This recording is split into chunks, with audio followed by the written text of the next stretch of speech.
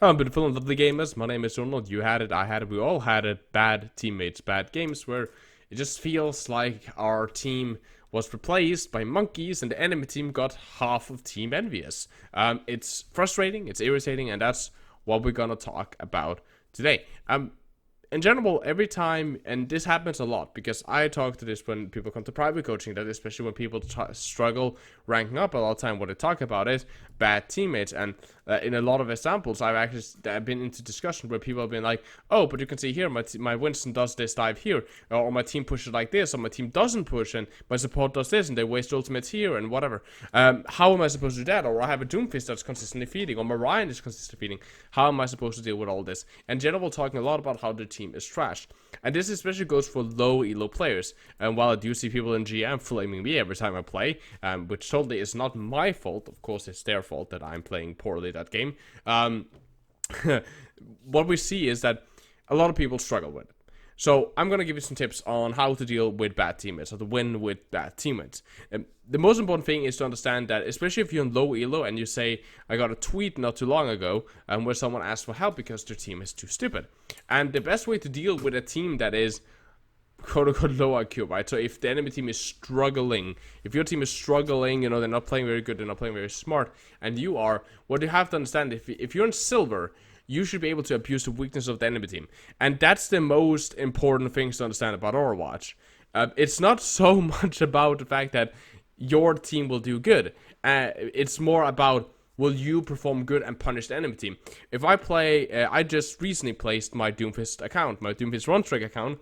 So I'm going to try to play Doomfist, and it's going to be amazing because I'm going to make a video for you guys where I'm going to coach myself playing Doomfist and try to say what I want to work on to help you guys do self-reviews if you want to learn how to self-review. And also, you guys can give me tips and flame me when I perform like shit on Doomfist. I placed him in like Diamond. Not because I'm particularly good on Doomfist, and not because my teams, which were normally with Platinum solo Diamond players, were performing really good. It's mostly because I understand how to abuse the enemy team. And the enemy team are also Platinum players, and therefore the enemy team is shit in positioning. There was numerous times where I was overextending into dives that I should not do, but because the Zenyatta always had bad positioning, I could always pick up the Zenyatta, and I could always disengage because of how their McCree and how their tanks were positioned so easily. There was always, wasted abilities like wasted bubbles from the enemy team. And while my team did exactly the same thing, I didn't focus too much about what my team was doing. I'm paying attention to if they're pushing, I'm paying attention to if the supports cannot heal me, or if I'm getting less healing. Because then I need to know, okay, health packs, right? Don't take too much poke. Essentially, Jonal, don't fucking feed because the supports won't save you. But I'm never going to be like, oh, my team is so fucking trash, it's stupid. I also think that one of the big issues, well, I don't think, I know that one of the big issues is the mentality issues. That people immediately start thinking about, oh, my team is so garbage. And then they fucking run that through their head. And they start some people start flaming in voice chat. One of the reasons I never advise people to flame in voice chat. Because at that point, you're focusing so much on the fact that your team is playing like dog shit, instead of thinking, how can I play good to beat the enemy team? And understand, some games are winnable. Some games are losable. There's like no way. Some games are just never winnable. That's just how some games happens. It doesn't matter. Again, I'm a GM player. I have lost in Platinum because some games are just impossible to beat. No matter how hard I flex on what heroes, unless I aimbot onto heads of people and can like snap them in between an Orisa shield all the time, there's no way I'm fucking winning that, either because I'm not performing good enough, or in general because my team is just getting so absolutely destroyed against the team composition. Right? And that's how it goes. The important part is that you need to perform consistently through your fucking matches. And it doesn't matter the rest. If you're good enough, you will rank up. But stop focusing too much on your team, about how shit your team is, and start thinking how shit the enemy team is. Especially for like people that's in silver and gold and plat. There's so much shit to abuse. Or low diamond, there's so much shit to abuse. When it starts coming up to diamond, stuff starts to be a little bit more difficult, like mid to high diamond, but still quite easy. Masters and pushing towards mid and high masters towards GM, there's starting to be a smaller room of exploits you can use against the enemy team, right?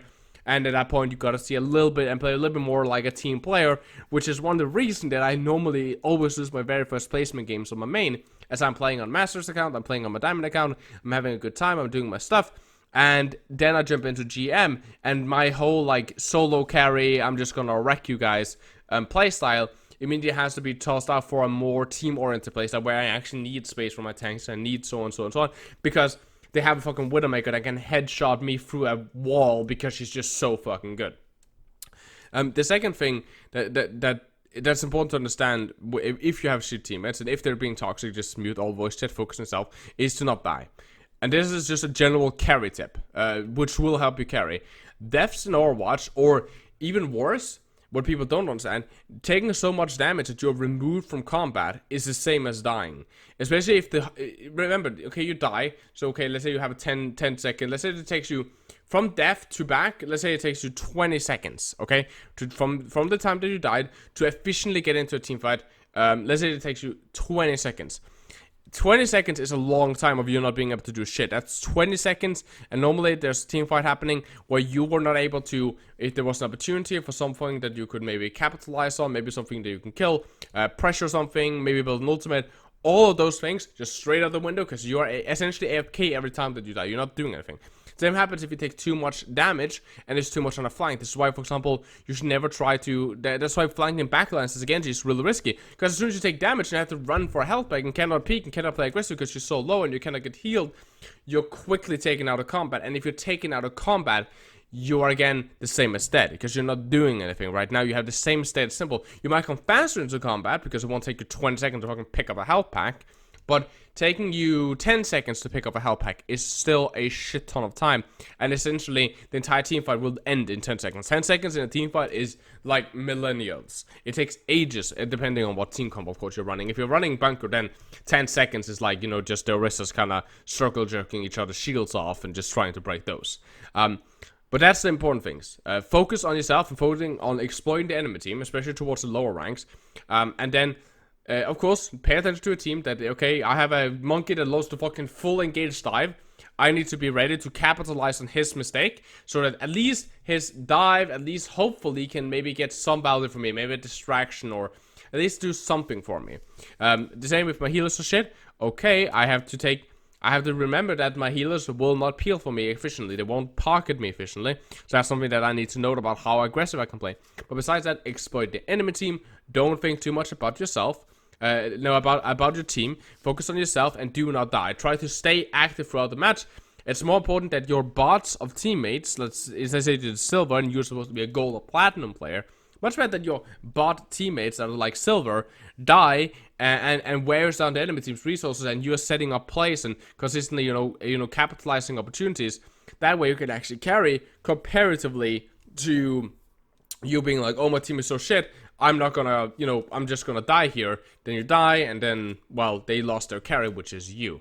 That is my tips on how to deal with really, really shitty teammates. If you want to improve over the summer, if you want to rank up compared to the game in general, both now, during the summer, and also after, you can hire me as a private coach. It's 50 for a 2-hour session, so join the Discord community down below, which in general is just an awesome community, and hit me up with a DM if you're interested in private coaching.